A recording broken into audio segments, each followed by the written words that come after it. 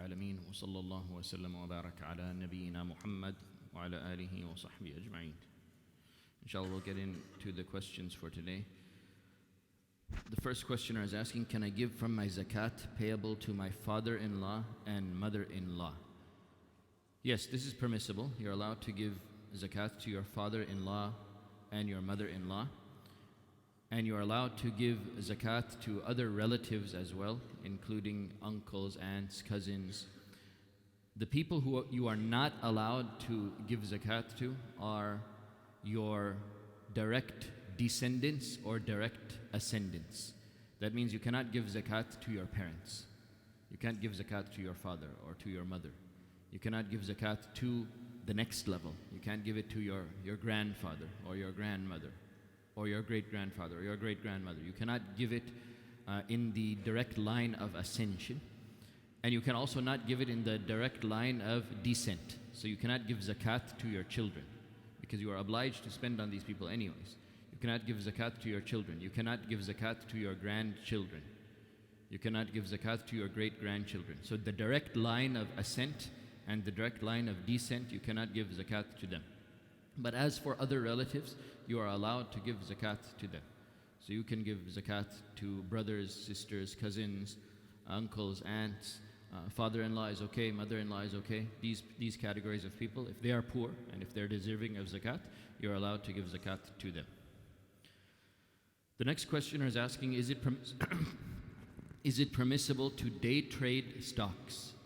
All right, so stock trading, of course, there are a lot of conditions that have to be met for that to be permissible in the first place. In any case, the stock that you are buying into has to be from a business that is halal, that does not deal with haram commodities. So you can't invest, for example, in a cigarette company or alcohol company or any other type of stock that runs a business that is contrary to Islamic values.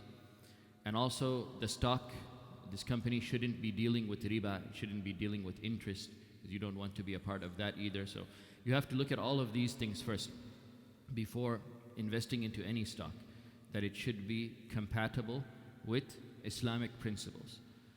Once you have ascertained this, and that there's nothing haram involved in the stock itself, regarding day trading, what it means is you buy a stock at one point in the day and then you sell it later in the same day. You buy it in the day and then you sell it, maybe a few hours later in the same day. That's what they call day trading. And that would be allowed as long as you have taken possession of those stocks.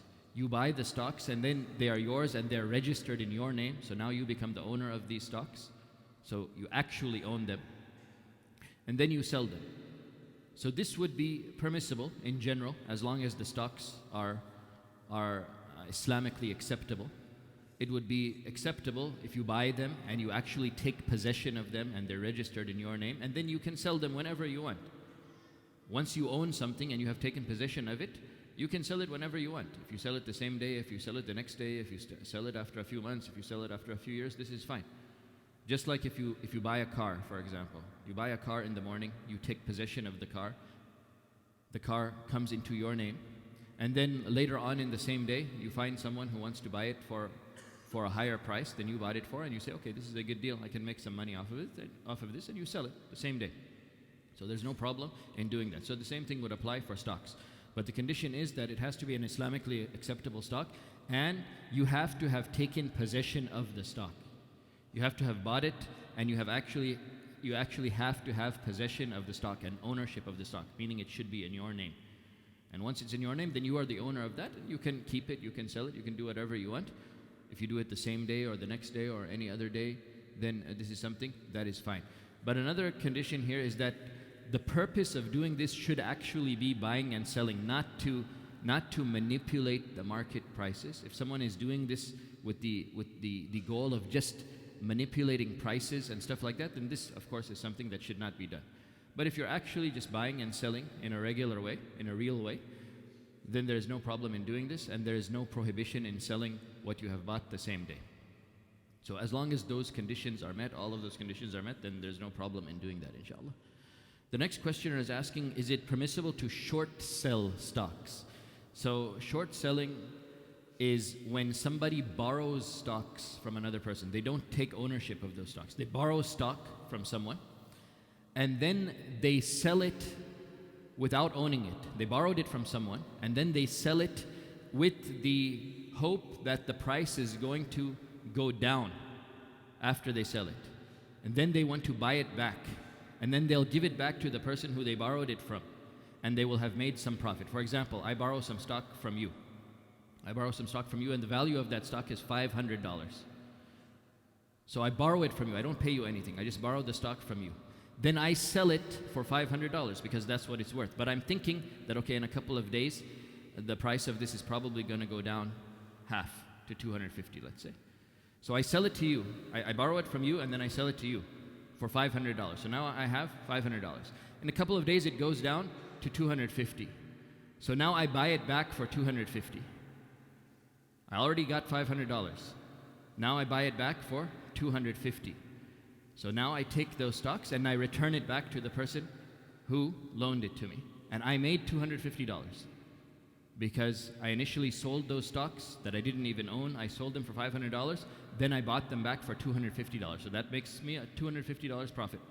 And then I returned the stock back to the person who lended it to me in the first place.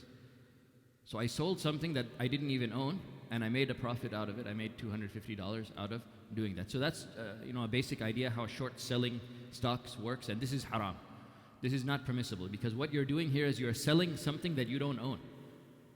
You're selling something that you actually don't own because you borrowed it from someone else. So this is something that is not allowed from the hadith of the Prophet ﷺ where he said, "La tabi' ma laysa indak." Do not sell that which you do not possess. So this is something you don't possess. It's not yours. You borrowed it from someone else. How can you sell something that you borrowed from someone else? That's not even yours. So you're not allowed to sell something that's not even your own property. So this is haram. This is not allowed.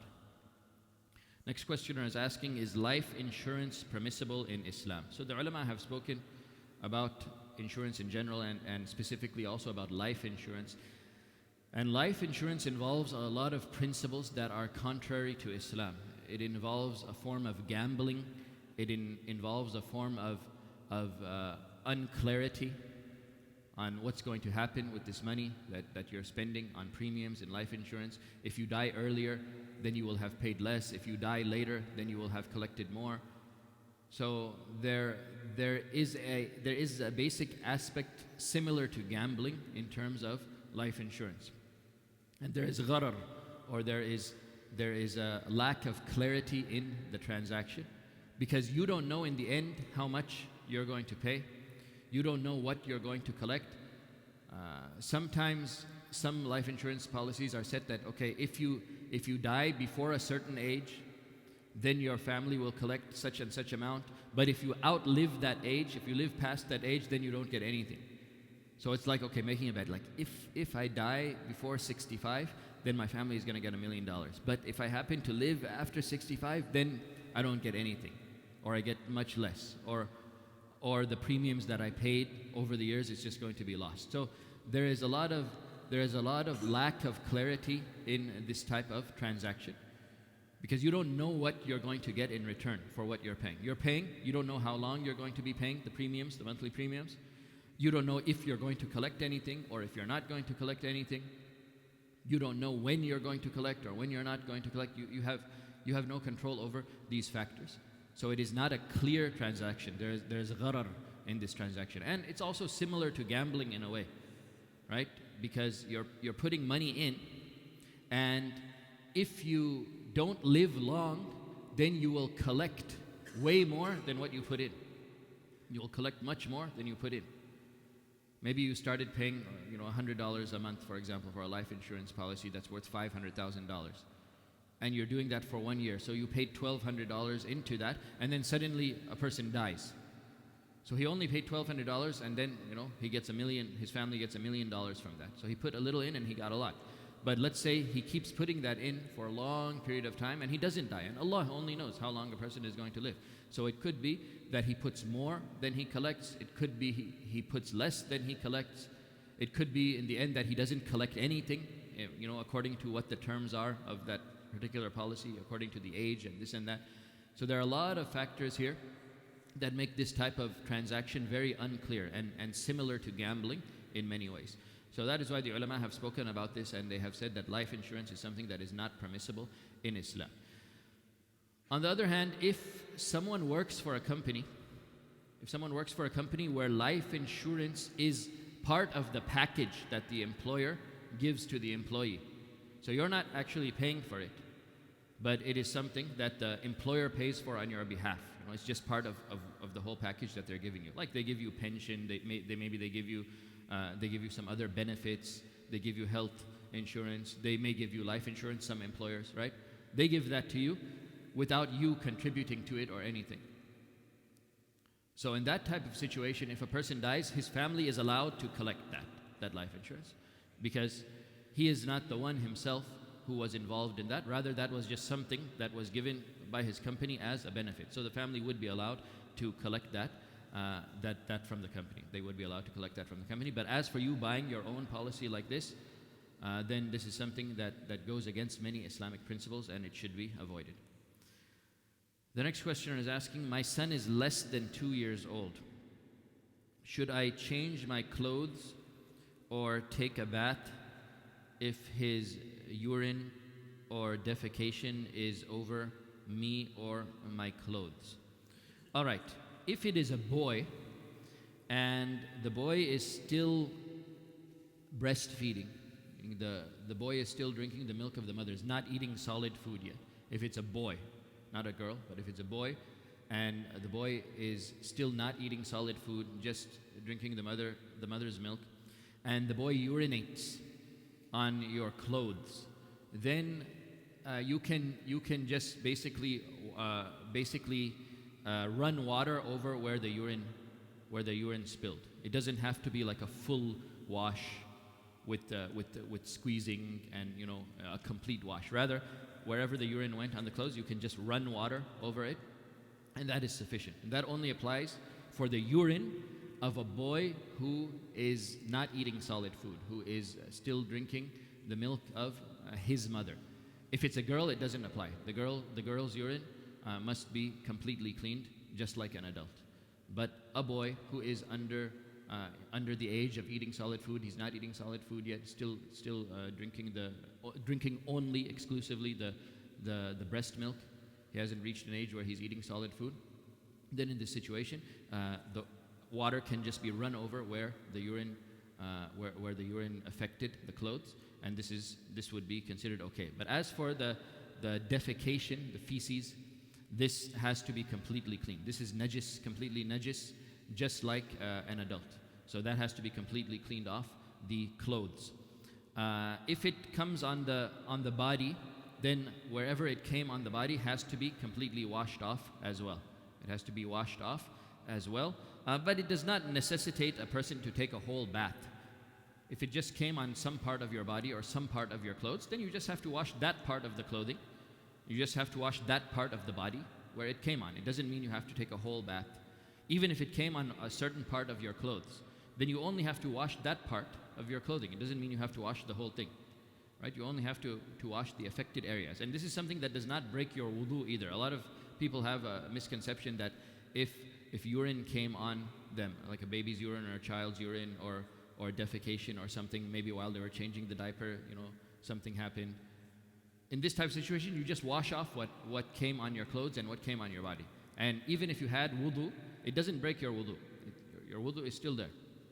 Just touching urine or touching feces, it does not break your wudu. So your wudu is still valid. You don't even need to make a new wudu. You just need to make sure that you wash off any impurity that is on your clothes or is on your body, and you're fine. You don't need to take a whole bath or anything like that.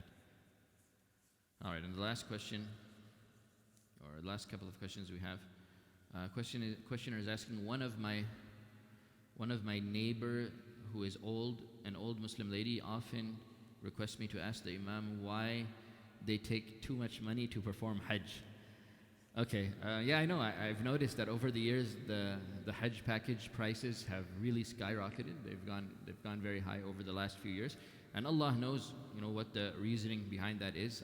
I think that, especially coming from the Western countries, the way that those Hajj packages are designed And I think this has a lot to do with how the Saudi Ministry of Hajj sets things up, that people coming from Western countries are set up in like very high-end hotels in Mecca and Medina. That's just the way the packages work.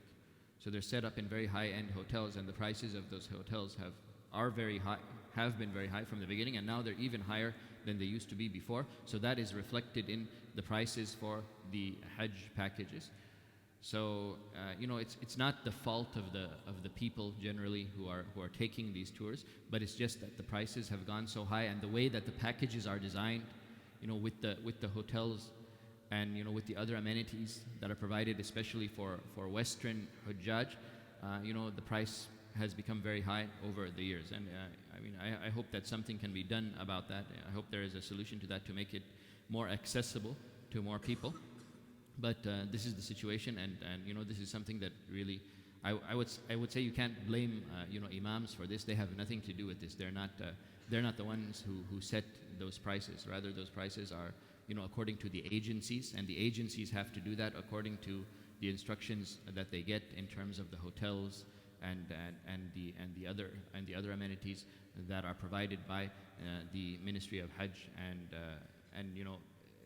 it may be flexible a little bit, but I think all across the board the prices have really, really gone high, and it's not completely under the control of the people who are taking those packages. So this is the reason for this.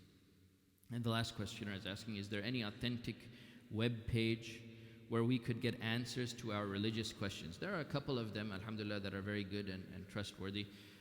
Probably the best one to get answers to Islamic questions, there's a site on the internet called Islam QA, ISLAM, Islam QA .info, islamqa.info, and that is a website that was started by a Syrian Shaikh who lives in Saudi Arabia. His name is Shaykh Muhammad Salih al-Munajjid, hafidhahullah. He's a very knowledgeable Shaykh. He was a student of Shaykh Ibn Baz, rahimahullah. So that is a very trustworthy website where you can get answers to a lot of questions. It's islamqa.info. So it also has many languages on there too. There's Arabic, there's English, there's Urdu, I think there's Chinese and Indonesian and bunch of other languages. So probably, whatever your language is, you would find beneficial information there. That's islamqa.info. And there are some other websites as well. The fatwa section of Islam Web. Islam Web is a website, and they have a fatwa section, and that's quite trustworthy as well. That is run by some scholars who are trustworthy and knowledgeable, alhamdulillah, and you can get a lot of good information and answers to questions on that website as well. So there's Islam Web, and there's also islamqa.info. Those are a couple of trustworthy fatwa sites on the internet. May Allah subhanahu wa ta'ala bless us all with beneficial knowledge. Ameen. بارك الله فيكم والله أعلم وصلى الله وسلم وبارك على نبينا محمد وعلى آله وصحبه أجمعين.